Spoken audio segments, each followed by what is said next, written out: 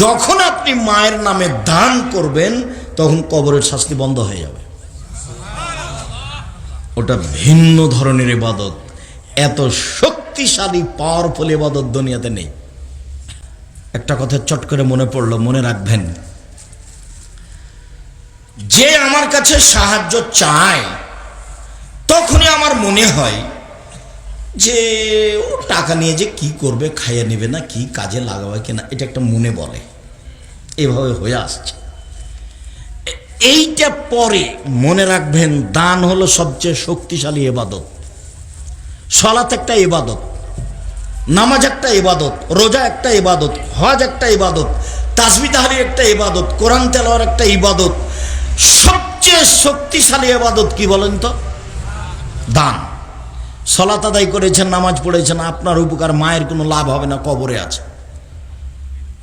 সিয়াম পালন করেছেন, সিয়াম দামি ইবাদত, আপনার নেকি হবে, মায়ের উপকার হবে না। হজ করেছেন 10 লাখ টাকা খরচ করে, আপনার উপকার, মায়ের কোনো লাভ হবে না। যখন আপনি মায়ের নামে দান করবেন তখন কবরের শাস্তি বন্ধ হয়ে যাবে। ওটা ভিন্ন ধরনের ইবাদত, এত শক্তিশালী পাওয়ারফুল ইবাদত দুনিয়াতে নেই। তো মাথায় থাকবে, দান করলাম, অতএব কোন ইবাদত করলাম? সবচেয়ে শক্তিশালী ইবাদত করলাম, তখন আপনি শান্তি পাবেন। নইলে খালি আরে টাকাটা দিলাম ওকে, টাকাটা তো মনে হয় মদ খাবে,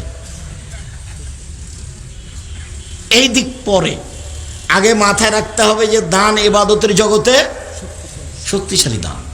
হ্যাঁ, আপনি ভালো জায়গায় দেন, না হলে অসহায় মহিলাকে দেন, যেই মহিলা দিন রাত আপনাদের বদনাম করে। আপনি খালি বলে দেখেন, আম্মা ওই যে আমাদের গ্রামে একটা বৃদ্ধা মহিলা ছিল না আম্মা, ওকে একটা কাপড় কিনে দেন তো আম্মা। হায় হায় হায় হায়, করেছিস কি?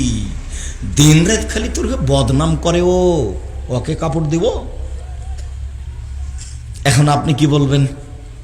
আম্মা, চাঁপাইনবাবগঞ্জের ভাষাতে একটা কথা আছে, শত্রুকে বড় পিঠে বসতে দিতে হয়, শত্রুকে ভালো চেয়ারটা বসতে দিতে হয়, শত্রুকে ভালো জায়গাটা বসতে দিতে হয়।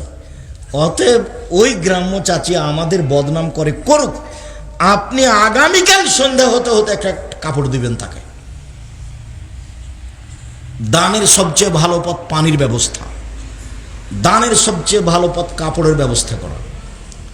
তখন ঘুরতে ঘুরতে চলে এসেছে দানের বড় পথ হলো মারা যাওয়ার সাথে সাথে গরু জবাই করে দাও, গ্রামবাসীকে খাওয়িয়ে দাও। আর যত লোক এসেছে তাকে মিষ্টি খাওয়াও, মিষ্টি ভাত যা রান্না করেছেন তা ডেনে ফেলে দিব, কুকুরে খাবে। আপনার বাড়িতে আপনার বাপ মারা গেছে, আপনার বাড়িতে 3 দিন খানা মানুষে দিবে, রান্না বান্না হবে না, 3 দিন শোক পালন। সেখানে আপনি এত রান্না করলেন মানে ওগুলো ড্রেনে ফেলে দেন, কুকুরে খাবে।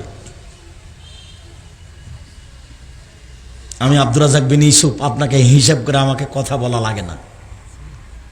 আমার জীবনে আমি কোনোদিন পরিস্থিতি বিবেচনা করে কথা বলিনি, কি হবে সেটা পরে। জাতির সামনে দাঁড়াই না কোনোদিন জাতিকে ফাঁকি দেওয়ার জন্য। জাতির সামনে এমনভাবে দাঁড়াই যেটুকু জাতির সামনে বলে যাব ওইটুকু আর গায়ে যেন দাগ কেটে লেগে থাকে।